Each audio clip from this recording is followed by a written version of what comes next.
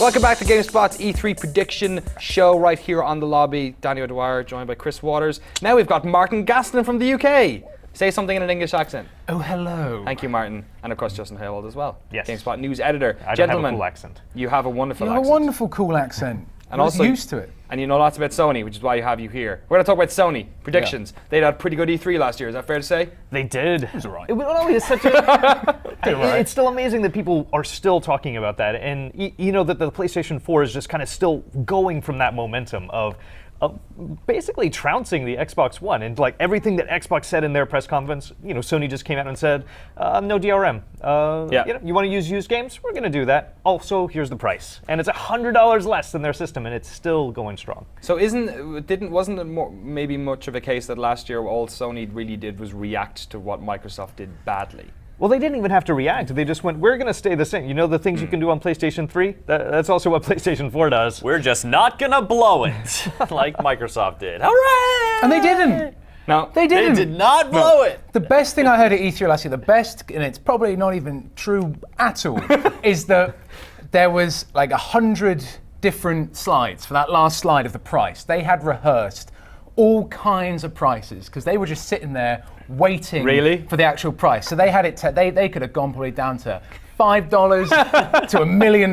They had slides for all of it. And as soon as Microsoft put it on, they were like, all right, that one. And they went with that. And I don't know if that's true, but I want it to be true because that's the spirit that Sony has now. And I love that. Maybe it's more like in sitcoms where you film multiple scenes of an angle or multiple angles for a different scene with different characters just so nobody really knows except for the person on stage who's going to reveal it. Well, like even the trailer they had where they did the how you share games with your friends, where it was Adam Boyes and Shu just handing the game to each other. That was recorded the day before the press conference in the backstage area behind the stage. We spoke about that at Gamescom, didn't we? And that video has got like millions of views. Like to put it into perspective, like Sony has teams and teams of people who work full time putting together promotional videos. And spending millions. And they sit in meetings for like weeks and weeks going, oh, I guess we'll do this shot and then we'll do this shot. And then suddenly these two executives go, meh.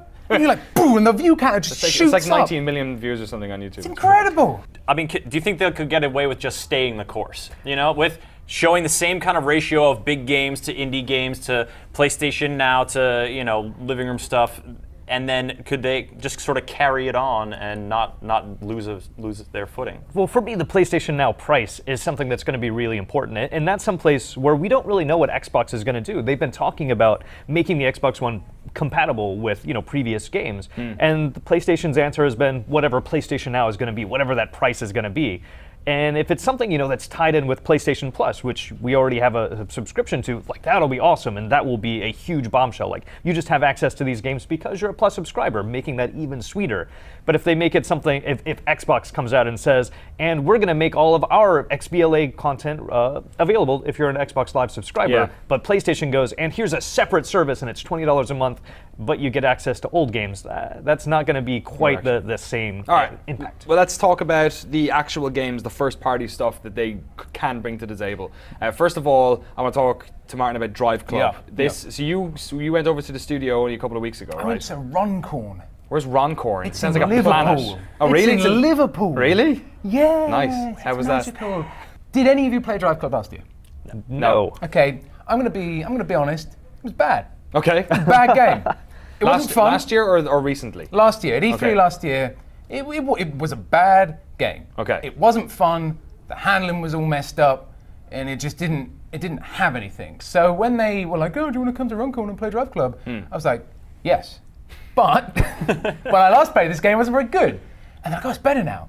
And I'm like, whatever. And so, you know, we go up there, and I'm playing it, and I'm like, it's actually better now. It is better now. Now, I find #DrivyClub, #DroveClub, I find the whole thing about it a bit difficult. Yeah. Like, I don't think with all this, like, social thing, I don't think that actually really matters. Yeah. Like, I think that's to be expected now. That's like an expected feature. Yeah, multiplayer in some aspects, or like leaderboards and stuff, is like part and parcel of driving games. Yeah, so leading on that, I think, is a bit silly because everyone's going like, oh yeah, well, you know, whatever. Yeah, driver tires. You know? Yeah, like, and at least the driver tire things is something, right? That's something new, so that's something Forza has. But the handling of DriveClub was really fun. It was a fun game to play, and I really want it to do well, because I also believe that if it doesn't do well, but does Sony Those guys really are need? done. they are out of there. Do they need another driving franchise like that? They have Gran Turismo, Need for Speed does all the arcade stuff. They have one Gran Turismo every 17 years, right? And in 2029, what when the new one comes out, It's going to be fantastic. it's going to be great. Well, but they'll release 2 demo versions first, full price, and then eventually Prologue and Prolapse. Yeah. That's what they'll do. But I think an arcade racer is a good thing to have. Like, 'cause the last Need for Speed, and there's not one coming out this year. I think a first-party arcade racer is a good thing for Sony to have in their stable. Yeah. If you will allow me to use that probably horrible executive buzzword. What's the big one now? Is it Deep Down, or is it Project Beast, or is it Last Guardian? Because all I keep hearing is the Last Guardian is like.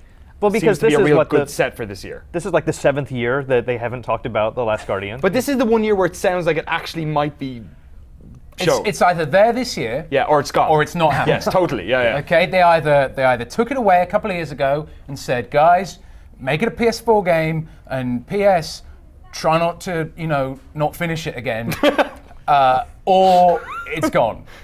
Yeah. That is what I believe.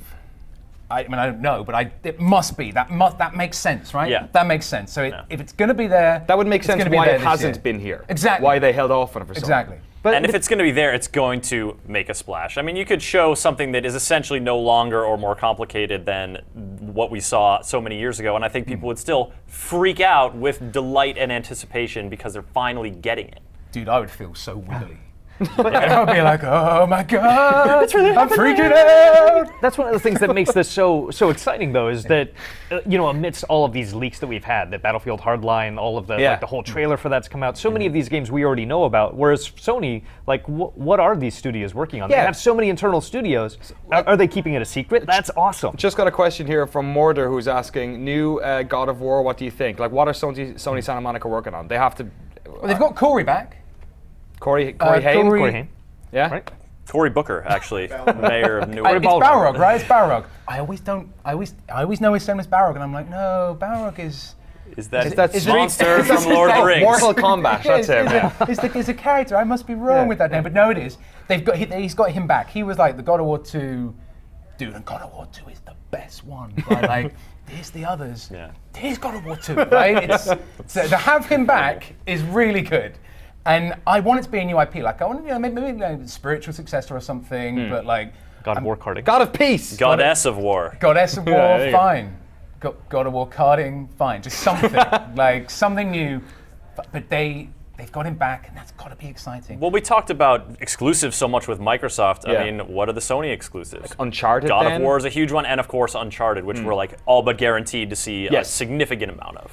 And don't forget, with this Uncharted, now that they've got Neil Druckmann and Bruce Straley back, Yeah. and they're overseeing it, they can now go from the creators of The Last of Us. Oh They can yeah, now yeah, go yeah. from the creators of The Last of Us, the new Uncharted. Because I actually think what's happened now is The Last of Us is the bigger game. Yeah, I think it's got Right? more cachet with core gamers anyway. And you have everyone going, oh no, the creators of oh my God. But I don't Like- want more Last of Us. Like, I want that to be a standalone experience that's just yeah. there. Like, Yeah. that was a great experience. Now please do something different. I think tonally they're pretty much like on opposite ends of the spectrum as well. One's like this bombastic action trope, or adventure, and then the other one is a depressing slog. Well, and there's so many emotional- things they're going to be able to take from that work really well in The Last of Us, like Yeah. from the shooting mechanics. Yeah, mechanically it's wonderful. and putting those in Uncharted, like, oh, finally, you're going to fix all of these things that I Really, hated you about don't want Uncharted. you want Drake to be more of a like really got to work hard to like land a shot, not his like freewheeling like pop it up.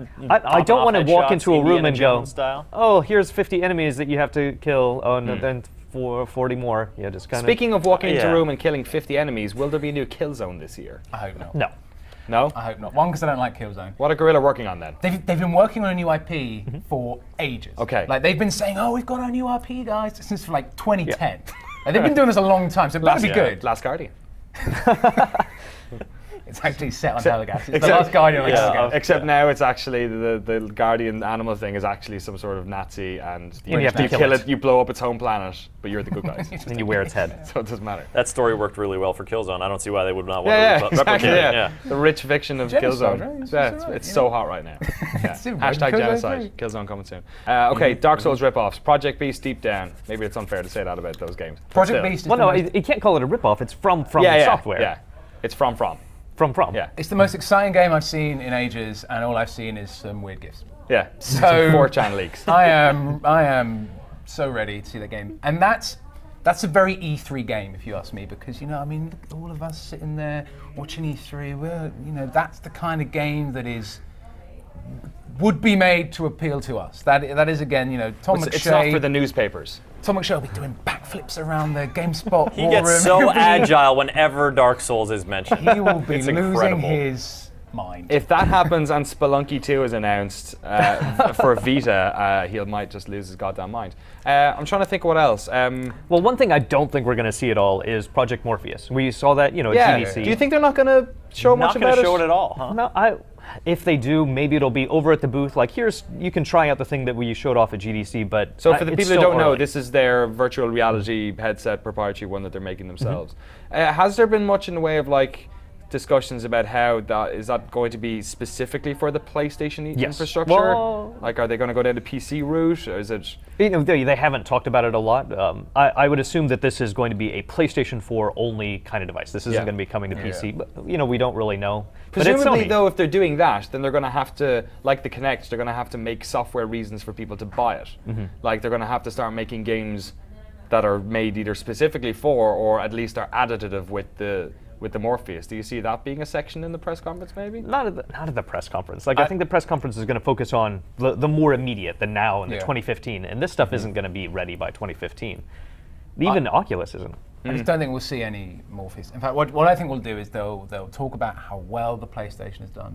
They'll have a new slide. No, they can't do the numbers thing again. They stopped doing that last year, where they spent 15 minutes of pie charts. They'll show 15 some numbers. They will just go. Their numbers are too good not to show. It sold 9 million. No, it's because let's move on. But 9 million.